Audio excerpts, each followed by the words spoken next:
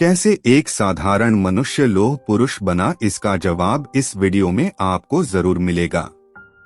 सरदार वल्लभ भाई पटेल एक ऐसा नाम जो जब भी किसी बुजुर्ग जिसने स्वतंत्रता आंदोलन को प्रत्यक्ष रूप से देखा था, उनका शरीर नव ऊर्जा से भर जाता है, लेकिन मन में एक आत्मग्लानि सी उमड़ पड़ती है, क्योंकि उस वक्त का हर एक युवा वल्लभ भाई को ही प्रथम प्रधानमंत्री के रूप में देखना चाहता था। लेकिन अंग्रेजों की नीति, महात्मा गांधी जी के निर्णय एवं जवाहरलाल नेहरू जी के हठ के कारण यह सपना सच न हो सका। वल्लभ भाई पटेल लौह पुरुष के रूप में पहचाने जाते हैं। एक शूरवीर से कम इनकी ख्याति न थी। इन्होंने 200 वर्षों की गुलामी के फंसे देश के अलग अलग राज्यों को संगठित कर भारत में मिलाया, और इस बड़े कार्य के लिए इन्हें सैन्य बल की जरूरत तक नहीं पड़ी। यही इनकी सबसे बड़ी ख्याति थी, जो इन्हें सभी से पृथक करती है।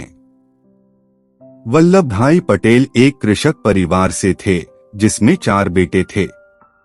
एक साधारण मनुष्य की तरह इनके जीवन के भी कुछ लक्ष्य थे। यह पढ़ना चाहते थे, कुछ कमाना चाहते थे, और उस कमाई का कुछ हिस्सा जमा करके इंग्लैंड जाकर अपनी पढ़ाई पूरी करना चाहते थे। इन सब में इन्हें कई परेशानियों का सामना करना पड़ा। पैसे की कमी, घर की जिम्मेदारी, इन सभी के बीच वे धीरे धीरे अपने लक्ष्य की तरफ बढ़ते रहे। शुरुआती दिनों में इन्हें घर के लोग नाकारा समझते थे। उन्हें लगता था ये कुछ नहीं कर सकते। इन्होंने 22 वर्ष की उम्र में मैट्रिक की पढ़ाई पूरी की और कई सालों तक घर वालों से दूर रहकर अपनी वकालत की पढ़ाई की, जिसके लिए उन्हें उधार किताबें लेनी पड़ती थी। इस दौरान इन्होंने नौकरी भी की और परिवार का पालन भी किया।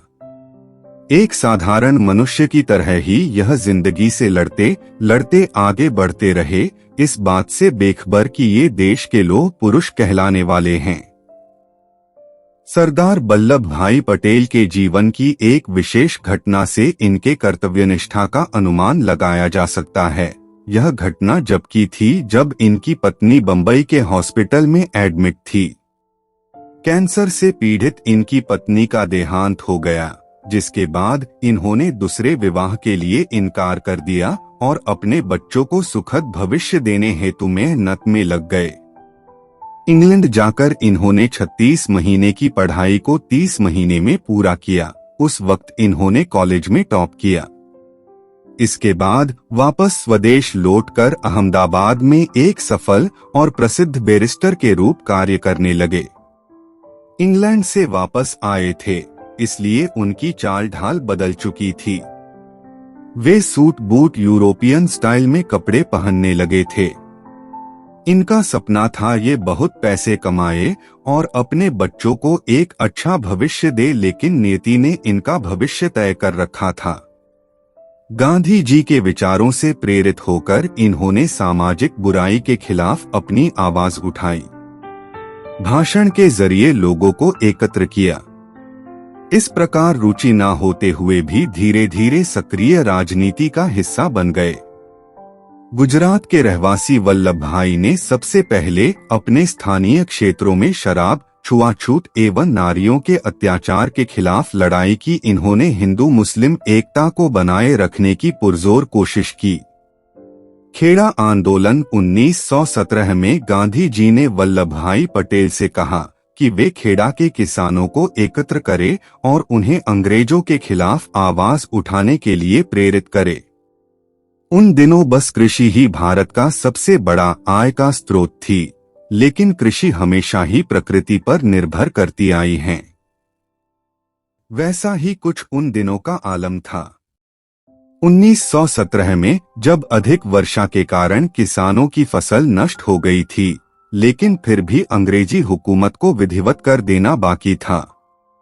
इस विपदा को देख वल्लभ भाई ने गांधी जी के साथ मिलकर किसानों को कर न देने के लिए बाध्य किया और अंततः अंग्रेजी हुकूमत को हामी भरनी पड़ी, और यह थी सबसे पहली बड़ी जीत जिसे खेड़ा आंदोलन के नाम से याद किया जाता है।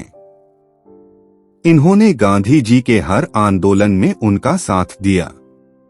इन्होंने और इनके पूरे परिवार ने अंग्रेजी कपड़ों का बहिष्कार किया और खादी को अपनाया।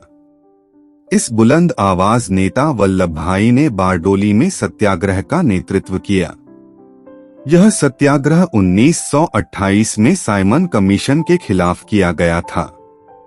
इसमें सरकार द्वारा बढ़ाए गए कर का विरोध किया गया और किसान भाइयों को एक देख ब्रिटिश वायसराय को झुकना पड़ा।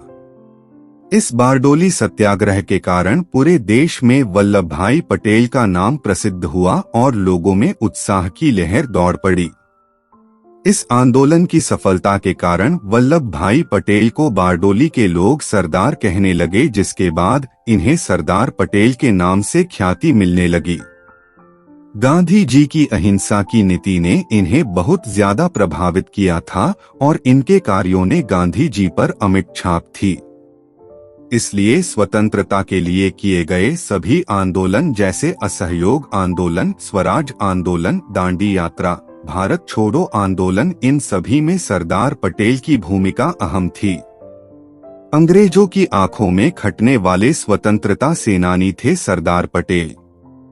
1923 में जब गांधी जी जेल में थे, तब इन्होंने नागपुर में सत्याग्रह आंदोलन का नेतृत्व किया।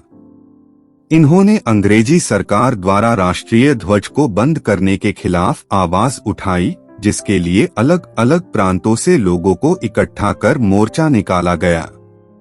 इस मोर्चे के कारण अंग्रेजी सरकार को झुकना पड़ा और उन्होंने कई कैदियों को जेल से रिहा किया।